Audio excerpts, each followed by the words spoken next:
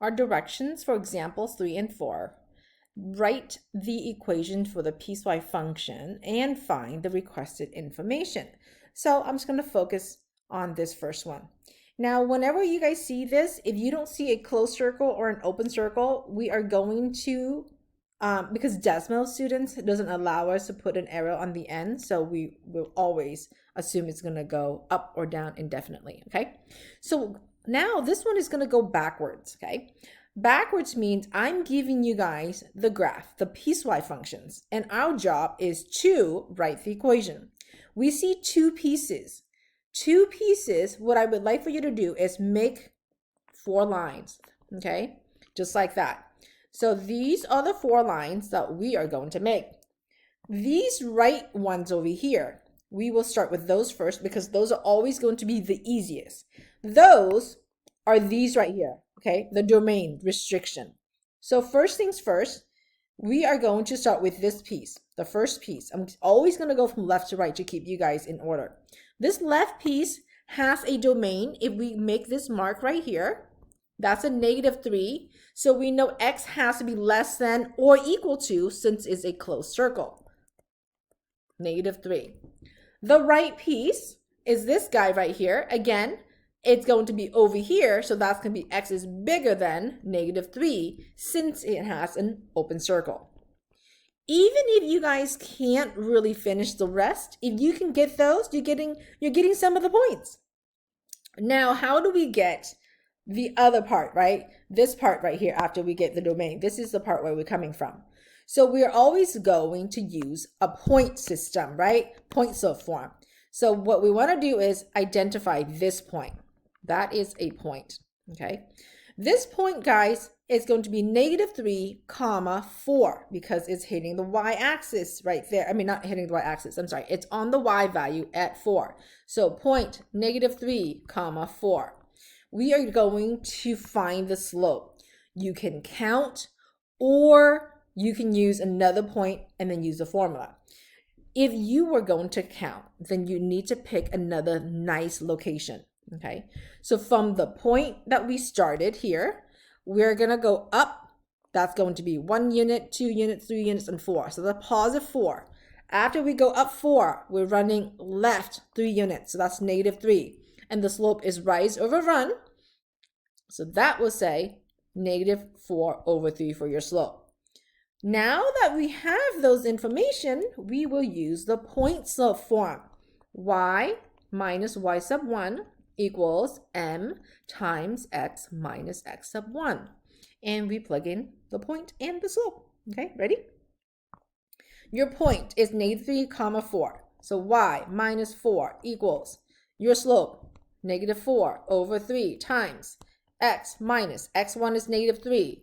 2 negatives, y'all, will make a positive. Okay, so from here, we are going to distribute y minus 4. Let me make this. Y minus 4 equals -4/3x. -4/3 times 3, we're going to multiply horizontally. So that's going to be -12/3, which reduced down to -4. Then we are now going to add 4 to both sides, just like that. Okay, so y will come out to be -4/3x. So this right here is what we are going to write in that first blank line. Move it here, -4/3x. The second ray, we are going to do the same exact thing, okay? We are going to find this point that we see, that point right there.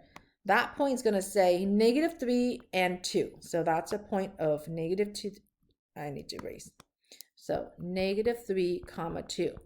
Now, we can do the same exact way, okay? By counting the slope. Let me pick another nice dot. We're going to go up 2 units and to the right 2. I'm sorry, right 1, up to right 1. So your slope, students, is going to say up 2, which is positive, over 1, which is really a slope of 2.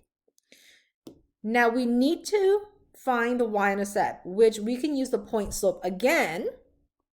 Okay, y minus y sub 1, which is going to be your 2, equals your slope, which is 2, times x minus a minus 3.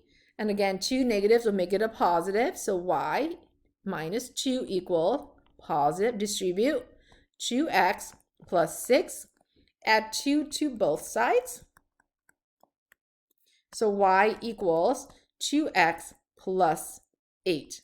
So this is what we are going to write on our last blank line.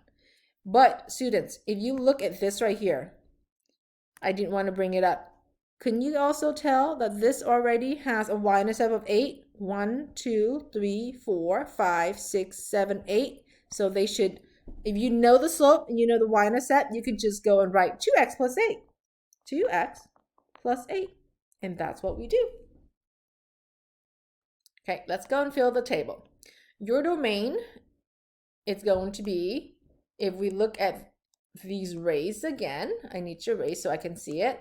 It's going to be all real numbers, okay? Even though we have a little space right here, but this close circle is going to fill up that open circle. So there's no gap at all on the x. So all real numbers or negative infinity to infinity. Your range is all value of y. So we have a small value of y here. That's the smallest at 2, non-inclusive. So 2. And the arrows, they go up. So to infinity. We have an increasing and a decreasing interval. We have an increasing, meaning that which one we're hiking on. So this is the hiking one. Oh, this is so tired. We're hiking from there. X value is -3. And the arrow to the right up here means we're going to go positive infinity. So increasing from -3 to infinity. Decreasing, the sliding piece over here. Whee, yay! From this arrow means it's negative infinity. And x right here, again, is going to be a -3, but bracket, because that right there is closed, okay? Is a closed dot. So negative infinity to -3 bracket. We do not have any constant interval, so write none. Find y when x is 0. All right, some of this don't need any work, so let's go check it out, okay? When x is 0 is this line right here. So if we were to count this, it's going to say 1, 2, 3, 4, 5, 6, 7, and 8. Yep, some of this don't need work. Find f of -3. This means find y when x is -3. When x is -3, guys, it's over here. Okay? But the open circle means it's not here at all. So we have to go and use this right here. So when x is -3, you have to look at the closed dot, which is going to give us a value of 4. Next, it says find x, guys, when y is 2, okay? When y is 2, let's draw that line. Here's a line y goes to 2. Nothing, it's hitting it. There's an open circle, but an open circle means it's not there. So we don't have any answer, none. Find x when y is 8. Okay, let's go and draw a line at y equals 8 to see what's happening. Here is a line at y equals 8. 5, 6, 7, 8. That's one answer. Whoop, whoop. Here's two answer. We have two answers. So one of it is x equal to 0. And the other one's over here at x equals to -6. So -6 and 0. So we have to write both of them down. -6, comma 0.